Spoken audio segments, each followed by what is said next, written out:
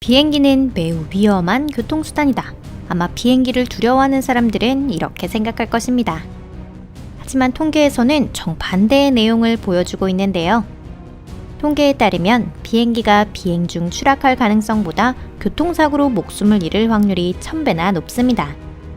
하지만 비행에서도 가장 위험한 단계가 이륙과 착륙이라는 점은 기억해둘 필요가 있습니다. 이륙이나 착륙이 잘 되는지의 여부는 비행기의 상태나 조종사의 경험뿐 아니라 공항에 따라서도 달라집니다. 이번에는 여러분들께 세계 각지의 가장 위험한 공항을 선정해서 소개해 드리도록 할게요.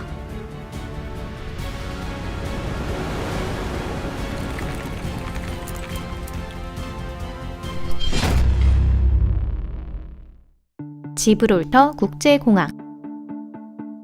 이번에 가장 먼저 소개될 공항은 지브롤터에 건설된 이 공항입니다. 가장 위험한 부분은 영국과 스페인을 연결하는, 심지어 현재에도 사용되고 있는 자동차 도로를 활주로가 횡단하고 있다는 점에 있는데요. 즉, 비행기가 착륙이나 이륙을 하는 동안 차단기에 의해 통행이 차단되기 때문에 운전자와 보행자는 멈춰서 기다려야 합니다. 어쨌든 차단기를 넘어서는 것이 자살행위라는 것은 분명해 보이네요. 또한 이착륙 시에 활주로에 너무 가까이 접근하는 것 역시 위험합니다. 이런 설계가 된 것은 지브롤터의 작은 땅과 관계가 있는데요. 지브롤터의 총 면적은 6.5평방킬로미터밖에 되지 않기 때문입니다. 이외에도 초속 20m에 이르는 바람이 이곳의 위험을 더 증가시키고 있습니다. 프린세스 줄리아나 공항. 이 공항은 세인트 마틴 섬에 있습니다. 비행기 이착륙으로 인해 위험해지는 것은 승객이 아니라 관광객입니다. 네, 맞습니다. 활주로 바로 앞에 마우비치가 있기 때문이죠. 비행기는 말 그대로 사람들의 머리 위를 날아갑니다. 비행기의 엔진에 의한 기류는 말 그대로 사람들을 다운시키죠. 이 기류로 인해 2017년 관광객 중 한 명이 인도로 내던져져 머리에 치명타를 입기도 했답니다. 나르사수아크 공항. 다음으로 위험한 공항은 서그린란드의 마을 나르사수아크에 있습니다. 이 공항은 1941년부터 마을과 같은 이름을 갖게 되었으며 현재는 그린란드의 유일한 국제공항입니다. 이곳이 위험한 가장 큰 이유는 공항이 높고 험한 해안을 가진 여러 만에 둘러싸여 있기 때문인데요. 이외에도 현지에는 큰 난기류와 강한 돌풍도 자주 발생합니다. 이런 어려운 상황에서 조종사가 제대로 조종하지 못한다면 모든 승객을 위험에 빠뜨릴 수도 있죠. 그렇기 때문에 이곳에서는 정말로 경험 많은 베테랑만이 조종을 할 수 있다고 합니다. 텐징 힐러리 공항. 이 공항은 네팔 루클라에 건설되었습니다. 2008년까지 이 공항은 루클라 공항이라는 이름으로 불렸는데요. 이후 근방의 에베레스트 첫 등정에 성공한 텐징 노르가이와 에드먼드 힐러리를 기념하여 이름이 바뀌게 되었습니다. 이 공항은 전 세계에서 가장 위험한 공항 중 하나인데요. 이착륙 시 발생하는 비행기 사고의 수가 이 사실을 증명하고 있습니다. 활주로 자체도 아주 짧은 527m에 불과합니다. 게다가 이 활주로는 기울어져 있기까지 합니다. 활주로 한쪽에는 거대한 산맥이 있고 반대쪽은 깊이 700m의 절벽이 있습니다. 또한 해발 2860m에 위치해 있어 주위로 절벽이 우거져 있다는 사실도 언급하지 않을 수 없는데요. 여기다 날씨까지 변덕스러운 상황에서 비행기를 착륙시키는 것은 매우 어렵습니다. 공항에는 유도 설비가 없어 조종사들은 시계 비행 방식으로만 조종해야 합니다. 그러니 조종사들은 지형에 정통하고 기복의 배치까지 완벽하게 알고 있어야 합니다. 쿠르쉐벨. 눈으로 덮인 알프스에는 유명 스키 휴양지인 쿠르쉐벨, 그리고 같은 이름의 공항이 있습니다. 이 공항의 활주로는 해발 2000m를 조금 넘긴 곳에 있는데요. 게다가 활주로의 길이는 불과 525m밖에 되지 않습니다. 설상가상으로 이 활주로에는 18.5도의 경사까지 있습니다. 조종사는 착륙 시 언덕을 오르고 이륙 시에는 내려와야 합니다. 활주로가 너무 짧아 대형 여객기는 이곳에 올 수 없고요. 비행이 가능한 것은 헬리콥터와 소형 비행기 뿐입니다. 또한 안타깝게도 이 공항의 설비에는 특별한 착륙 유도 장치가 없습니다. 때문에 날씨가 나쁘면 착륙이 실패할 위험이 높아지기 때문에 비행은 날씨가 좋을 때에만 가능합니다. 2017년에는 승객을 태운 개인기가 눈더미에 충돌하는 사건이 있었다는데요.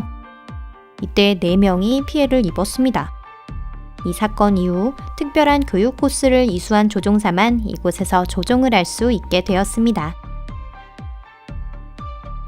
톤콘틴 공항. 이 공항은 소재하는 도시와 명칭이 일치하지 않는 공항 중 하나입니다. 온두라스의 수도 테구시갈파에 위치한 이 공항은 모든 비행기가 착륙 시에 급선회를 수반하는 특수한 조종을 해야만 하는 위치에 있습니다.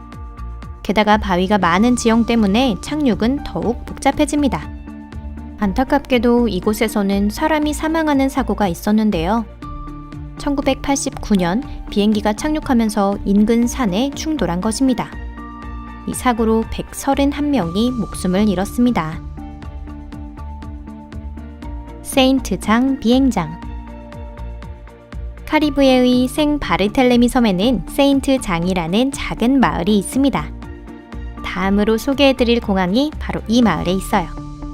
공항의 이름은 마을과 같지만 구스타프 3세 비행장이라는 이름으로도 알려져 있습니다. 이 공항의 활주로는 가파른 언덕 바로 뒤에 있습니다. 착륙 진입 시 비행기는 말 그대로 지역 주민의 머리 위를 비행해야 합니다. 또한 활주로는 바다를 향해 쭉 뻗어 있어 바다를 가로질러야 하죠. 펜스는 전혀 없습니다. 이 때문에 이 공항에서는 경험이 적은 조종사가 조종을 하다가 물속에서 멈춰버리는 사건이 자주 발생하고 있답니다. 마니트소크 공항. 마니트소크 공항은 그린란드에 있는 같은 이름의 도시 북서쪽에 위치하고 있습니다. 상상하신 대로 이 공항은 끊임없이 이어진 빙하와 눈 덮인 산에 둘러싸여 있는데요.